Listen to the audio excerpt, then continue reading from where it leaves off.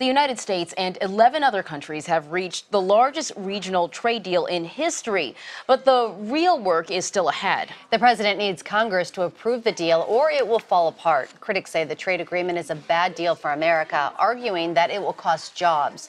Margaret Brennan joins us from the White House. Good to see you, Margaret.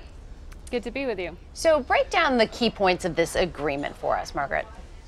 Well, this is a big push by the Obama administration to knit together 12 countries, including the U.S., with some Pacific nations, including Japan and Vietnam, who all together make up about 1/3 of global economic activity.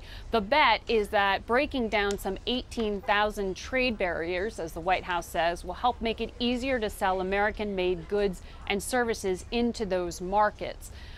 But there are plenty of critics who say it won't help American business and will disadvantage some key industries. The bet here, though, by those in the dairy industry, those farmers who make and grow soybeans and other products, is that this could be good for business by lowering the cost of lowering the import taxes to sell American-made products into those markets.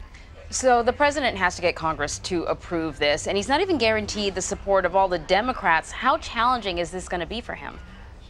Well, for those critics who say that this deal will cost American jobs, they're getting a lot of pressure from many trade unions, also some environmental groups who say this is going to lower environmental standards by just, pushing out goods into these markets. And for Democrats, obviously, the unions are often very vocal in calling up those senators and saying, you're not going to get our support this time if you back this deal. And that is why this is going to be such a challenge for the president. His own party isn't completely on board.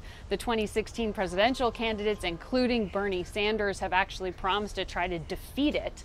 And it puts the president in some unusual territory of actually having Republicans largely behind this deal. There are some notable exceptions, like Donald Trump, who of course thinks he can negotiate a better deal, and some others here, but largely this is something that could be good for big business. The question is whether it does enough for workers, and convincing business leaders that it does both things is what President Obama is going to try to begin doing today when he goes to the Department of Agriculture to give a key speech to business leaders. All right, Margaret Brennan for us at the White House. Thank you so much.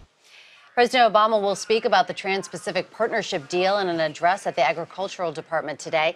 That's happening at 11:15 a.m. Eastern. Stay tuned to CBSN for full coverage of that speech.